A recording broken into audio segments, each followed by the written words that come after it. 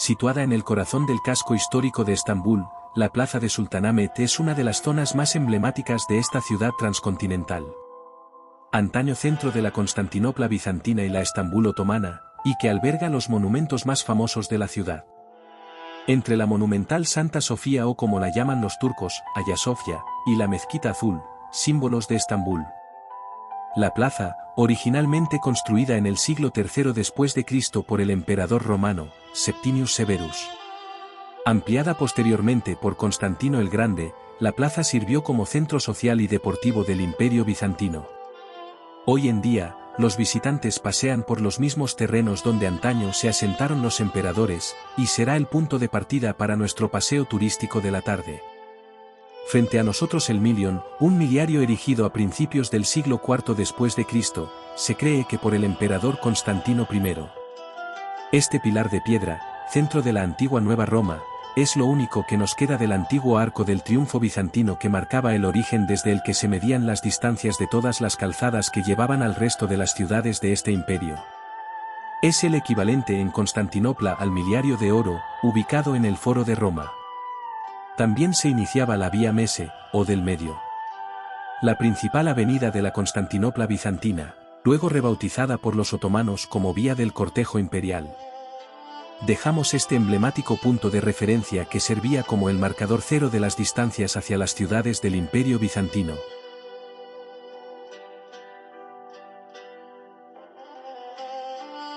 Seguimos nuestro paseo hacia la Mezquita Azul, y nuestro guía nos indica que en esta plaza, estamos caminando sobre los restos cubiertos del hipódromo de Constantinopla, centro deportivo y social de la capital en su época, donde se realizaban carreras de cuadrigas.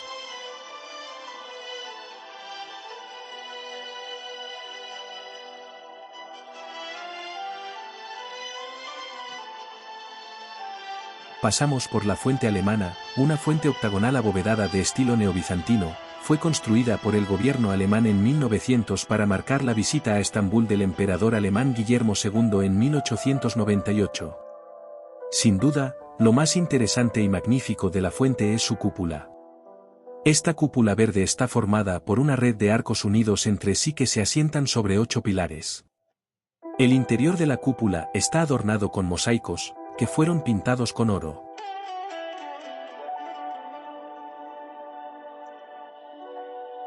Vemos el gran obelisco de Teodosio hacia donde nos dirigimos. Es el obelisco egipcio del faraón Tutmosis III, del siglo XV a.C., que estaba en el templo de Karnak, en la antigua Tebas, de granito rojo de las canteras de Asuán y mide casi 20 metros. Estuvo en Alejandría hasta el año 390, cuando Teodosio hizo que lo transportaran a Constantinopla y lo puso en la espina del hipódromo. Descansa sobre 4 cubos de bronce sobre un pedestal de mármol con relieves que representan a Teodosio y su corte en el hipódromo. El obelisco original medía 30 metros y parece ser que en su traslado o manipulación la parte inferior resultó dañada. Seguido, vemos también la columna de la serpiente. El origen de esta columna de bronce se remonta a hace unos 2480 años y tuvo su emplazamiento original, justo enfrente del templo de Apolo en la isla de Delfos en Grecia. El monumento descabezado en época otomana, tuvo su nombre por su forma de 3 serpientes entrelazadas que se alzaban sobre el suelo. Faltan las 3 cabezas de las serpientes. Continuamos nuestro paseo sobre los restos del hipódromo de Constantinopla y nos dirigimos a la columna de Constantino, anteriormente coronada por la estatua ecuestre del emperador que dio nombre a la ciudad. Este pilar de 32 metros, fue construido con bloques de piedra. Estaba recubierta con placas de bronce que saquearon los cruzados durante la Cuarta Cruzada entre los años 1202 y 1204. Nuestra siguiente visita a la mezquita de Sultanahmet, más conocida como la Mezquita Azul por los miles de mosaicos de Iznit, con distintos tonos de azul que recubren su interior. Con sus 6 alminares y una cascada de cúpulas, es una de las grandes obras de Estambul del siglo XVII y compite en belleza con Santa Sofía. La fachada de la entrada se construyó de la misma forma que la de la mezquita de Solimán que hemos visitado por la mañana. Sus 6 minaretes, en el momento de su construcción, provocaron mucha polémica, ya que la Meca también tenía 6.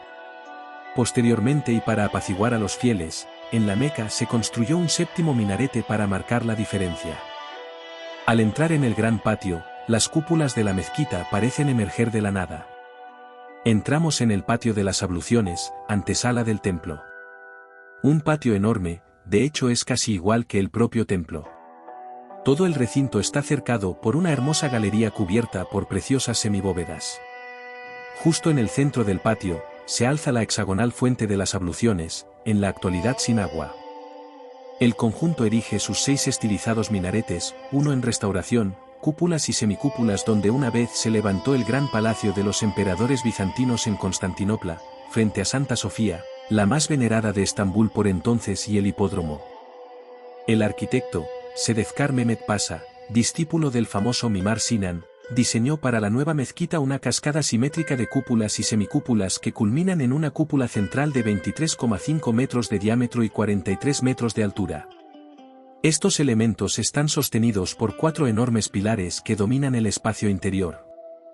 Icono de la arquitectura otomana, en su interior, se entiende el porqué de su nombre. Hay más de 20.000 azulejos en tonos azules y verdosos, con más de 50 diseños diferentes de tulipanes, que adornan la cúpula y la parte superior de la mezquita. La luz suave que atraviesa los 260 vitrales, iluminando los patrones geométricos de los azulejos que decoran las paredes, junto a su cúpula central, muestra a los visitantes una impactante y luminosa visión del interior. Está considerada como la última gran mezquita del período clásico otomano. Mandada construir por el sultán Ahmed I. Su construcción se llevó a cabo entre los años 1609 y 1616. Y fue inaugurada en 1617 por el sultán Mustafa I. Arquitectónicamente, combina elementos de la arquitectura islámica y bizantina, pero en cuanto a su estructura está influenciada por Santa Sofía.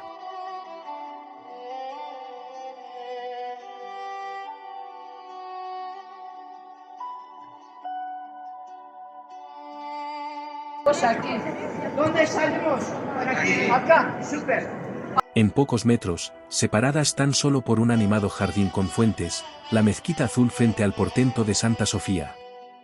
Las dos forman parte de la silueta de la ciudad. La mayor iglesia del mundo durante casi 1000 años, fue inaugurada en el siglo VI, se transformó en mezquita en 1453 y abrió como museo con la República en 1923. Desde 2020 vuelve a ser mezquita. Casi 1500 años de historia nos contemplan. Pero no pudimos visitarla. La planta baja, quedó restringida para el rezo musulmán. Solo se puede acceder a la parte superior.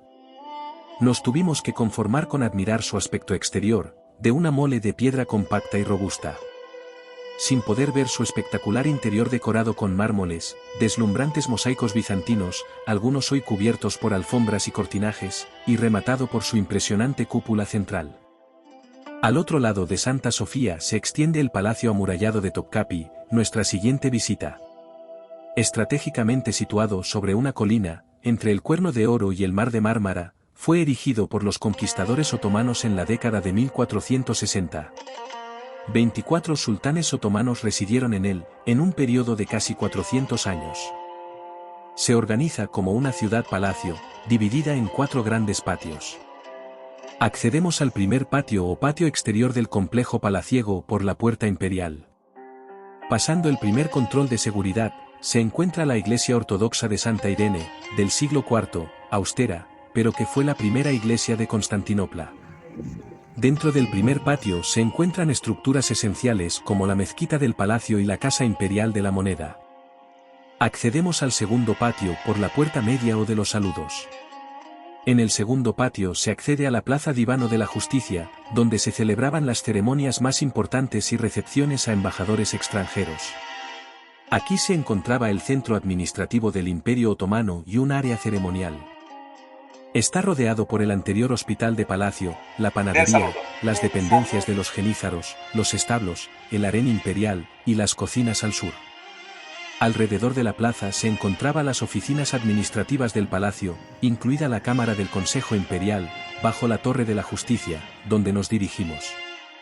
Era en este edificio donde se reunía el Consejo Imperial, formado por el Gran Visir y otros ministros del Consejo. El Consejo Imperial, conocido como el Diván, se reunía 4 veces por semana bajo la dirección del gran visir. Encima del asiento del gran visir, contaba con una ventana dorada para que el sultán escuchara sin ser visto. Construida bajo Suleimán el Magnífico, esta sala decorada con azulejos y cúpulas era donde el gran visir y los ministros debatían asuntos estatales. De la cúpula cuelga una pequeña esfera, símbolo de la autoridad y la cosmología otomana. Simboliza la tierra y el dominio universal del sultán. Justo al lado, hay una sala donde se expone una colección de armas. El edificio alberga una colección de armas y armaduras, así como objetos personales de los diferentes sultanes. Posee una de las mayores colecciones de armas islámicas del mundo. Con una colección que abarca 1300 años, se pueden ver armas que datan del siglo VII. La mayor parte de la colección está formada por armas otomanas. Pero también incluye espadas y armaduras de las dinastías Omeya y Abasí.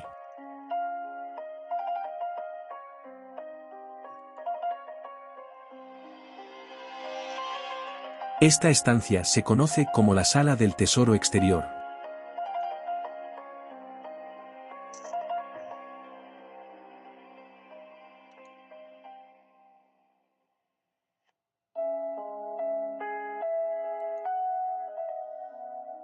La Puerta de la Felicidad conduce hasta el tercer patio donde estaban las dependencias privadas del sultán. Funcionaba como el centro del poder imperial donde el sultán recibía oficialmente a visires y embajadores extranjeros. Estaba vigilada por eunucos blancos. Pasando el vestíbulo se accede a la sala de las audiencias. Era el dominio privado del sultán.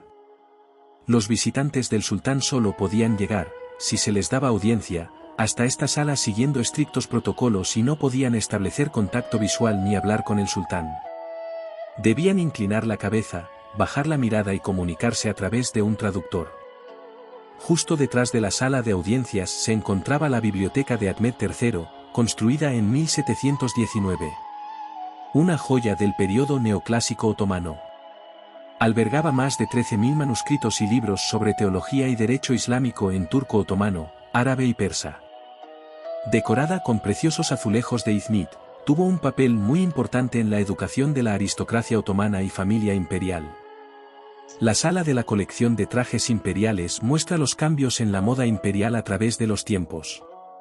Esta sala alberga una impresionante muestra de la indumentaria de los sultanes otomanos, conservada gracias a la tradición de guardar las vestiduras del monarca tras su fallecimiento, y hay muestras de Solimán el Magnífico y otros famosos sultanes, como Murad IV o Selim I. Cuenta con más de 2.500 prendas que pertenecieron a los sultanes y sus familias. En la moda estaba inscrita la noción de lujo otomana, la conciliación entre la corte europea y el lejano oriente asiático. Chaquetas largas de cinturas angostas y mangas larguísimas. Turbantes, feces y sombreros. Los materiales incluían también oro, plata y piedras preciosas. Uno de los puntos culminantes de la visita al palacio es el Tesoro Imperial, que alberga una de las mayores colecciones de joyas, armas y objetos de valor del mundo, incluyendo el famoso diamante del cucharero, de 86 quilates montado sobre plata y rodeado por 49 brillantes más pequeños y muy puros. Según los relatos populares, el diamante fue descubierto por un humilde fabricante de cucharas en el Gran Bazar de Estambul. Unos dicen que es el cuarto diamante más grande del mundo y otros que el tercero. La daga de Topkapi es un arma ceremonial del siglo XVIII, caracterizada por su empuñadura tachonada con 3 grandes esmeraldas colombianas, diamantes y un reloj inglés oculto. Encargada por el sultán otomano Mahmud I para el Shah de Persia, nunca fue entregada debido al asesinato del Shah. Y el obsequio permaneció en el tesoro otomano. Armas ricamente decoradas, copas de rubíes, esmeraldas, diamantes, perlas y un largo etcétera. Trono de Murad III, regalo del gobernador de Egipto, Ibrahim Pasha, al sultán Murad III. En madera de nogal recubierto de oro.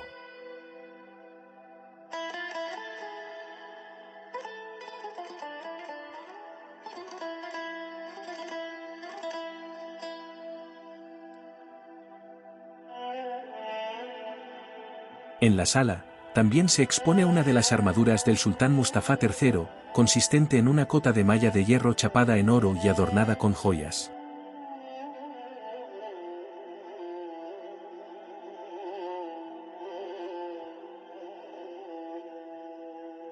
Desde la sala del tesoro se accede a un gran balcón que se abre al exterior con unas vistas magníficas, de un lado sobre el mar de Mármara y del otro sobre el Bósforo.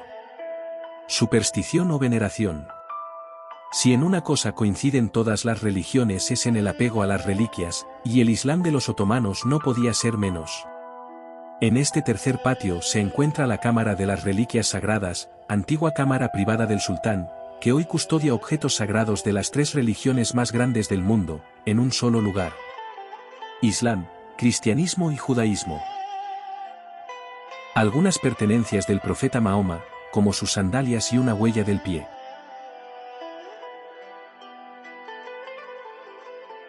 Otras piezas son el brazo y el cráneo de San Juan Bautista, obtenidos tras la conquista de Bizancio, la espada de David y el bastón de Moisés.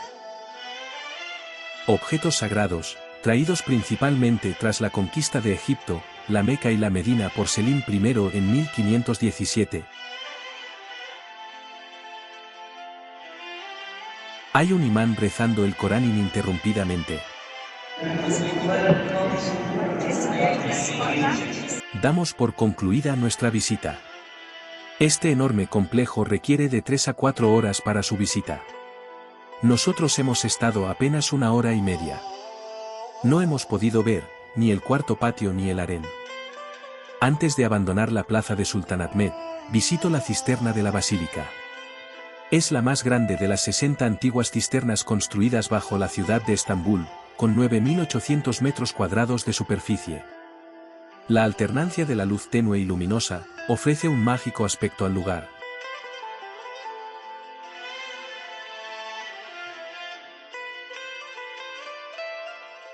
Luz y oscuridad en un gran depósito de agua subterránea, de tiempos de Justiniano I, en el siglo VI. Era el depósito de agua del palacio. Con sus 336 columnas de mármol, hay 2 que tienen como base una cabeza de medusa. Ofrece la sensación de encontrarse en un palacio subterráneo. El recorrido se hace por unas pasarelas por encima del agua.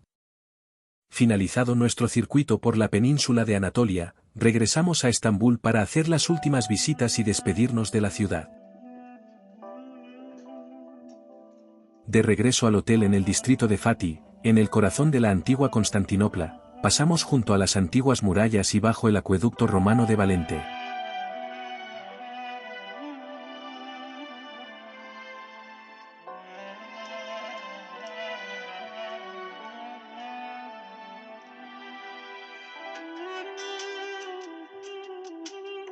Por la noche, algunos nos acercamos en metro hasta el distrito de Galata, para ver su torre medieval. La historia de esta atalaya medieval se remonta al siglo XIII, cuando una colonia de genoveses se instaló en la zona y levantó la torre Galata, de casi 67 metros, en los últimos coletazos del Imperio Bizantino. Este mirador con casi 7 siglos de historia es uno de los íconos de la ciudad turca. Paseamos por las callejuelas que la rodean y nos acercamos al barrio Pera, para visitar el fabuloso Hotel Pera Palace, el hotel europeo más antiguo de Estambul, donde Agatha Christie escribió su novela Asesinato en el Oriente Express. Inaugurado en 1892, fue construido originalmente para alojar a los pasajeros adinerados que llegaban a la ciudad a bordo del legendario tren Oriente Express. Paseamos por la avenida Istiklal, la calle peatonal más famosa y concurrida de Estambul, que conecta la plaza Taksim con la zona de la Torre de Gálata. Con más de 2 kilómetros de longitud, es el corazón del Estambul moderno, flanqueada por edificios del siglo XIX, tiendas, restaurantes, cafés y el icónico tranvía rojo. Finalizamos nuestro paseo en la plaza Istiklal, con la mezquita del mismo nombre inaugurada en el año 2021 y regresamos a la Torre Galata para volver al hotel. Nos despedimos de esta ciudad mágica, con muchas ganas de volverla a visitar.